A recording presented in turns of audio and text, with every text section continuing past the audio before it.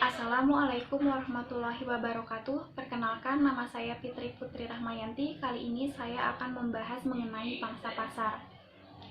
Pangsa pasar itu sendiri adalah proses membagi pasar pelanggan potensial menjadi kelompok atau segmen tergantung pada karakteristik yang berbeda.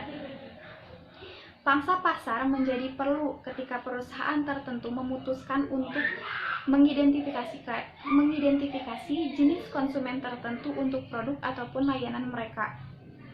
Dalam pangsa pasar, membagi pelanggan menjadi kelompok-kelompok kecil berdasarkan faktor-faktor seperti usia, tingkat pendapatan, atau perilaku.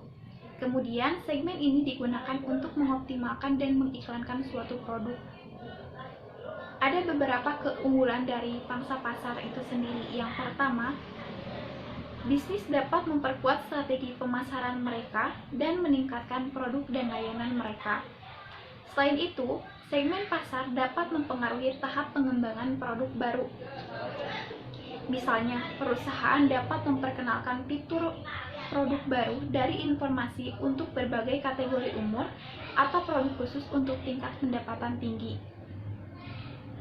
Sebagai contoh, saya mengambil contoh kasus segmentasi pasar studi kasus pada minyak goreng. Nah, seiring dengan berjalannya waktu, perusahaan dituntut untuk semakin lihai dalam menghadapi persaingan bisnis. Bila tidak ada inovasi dan kreativitas, otomatis perusahaan kita akan tertinggal. Segmentasi pasar sendiri merupakan upaya pasar dalam memilah konsumen sesuai dengan persamaan di antara mereka. Pemilahan ini bisa didasarkan pada penghasilan, usia, tempat tinggal, maupun gaya hidup atau sebagainya. Orang Indonesia sangat menyukai makanan yang digoreng atau gorengan. Untuk itu, kehadiran minyak goreng sangat dibutuhkan oleh konsumen Indonesia. Berbagai merek minyak goreng pun membanjiri pasar. Namun, apa yang menarik dari pemasaran minyak goreng tersebut? Sejak Tropika masuk ke pasar minyak goreng dengan menonjolkan atribut 2 kali penyaringan, kondisi persaingan cukup berpengaruh. Atribut 2 kali penyaringan mampu membuat Tropika menggerus pangsa pasar pemain-pemain yang lebih dulu berkecimpung. Dengan atribut ini, Tropika ingin menciptakan persepsi kalau minyak gorengnya sehat bagi jantung. Ini diperkuat Tropika dengan menggandeng Yayasan Jantung Indonesia sebagai TPO endorser. Dalam kemasan Tropika, logo Yayasan Jantung Indonesia diletakkan berdekatan dengan merek Tropika. Slogan iklan Tropika dibuat sejalan juga dengan tema kesehatan, yaitu sayangi jantung Anda. Tentu saja kehadiran minyak goreng Tropika membuat pesaing-pesaing minyak goreng tidak mau kalah. Mereka khawatir kalau konsumen akan beralih ke produk Tropika gara-gara atribut penyaringan tersebut. Tropika sendiri dikeluarkan dalam bentuk refill pack 500 ml dan 1 liter, botol pack 1 liter dan 2 liter, dan Tropical Industry Pack jerigen 5 liter dan 18 liter. Jadi, konsumen bisa memilih ukuran yang sesuai dengan kebutuhan dan kondisi keuangan mereka. Nah, ketika kita menuangkan minyak goreng ke wajan, apa yang tampak oleh mata kita?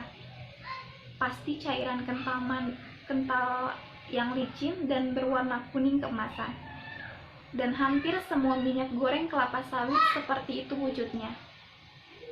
Rasanya sangat susah membedakan merek minyak goreng yang satu dengan yang lainnya kalau sudah dituangkan.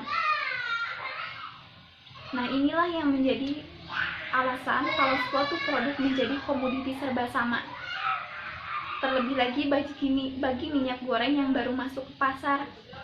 Kalau produknya sama persis dengan pesaing yang lebih dulu, maka tidak ada alasan bagi konsumen untuk meliriknya.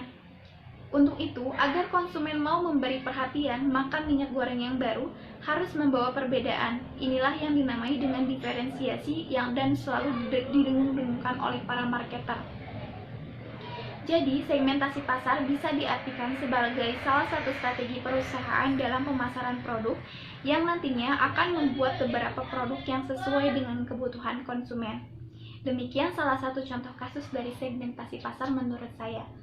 Sekian yang dapat saya sampaikan, mohon maaf apabila ada kesalahan. Wabillahi taufiq wal hidayah. Wassalamualaikum warahmatullahi wabarakatuh.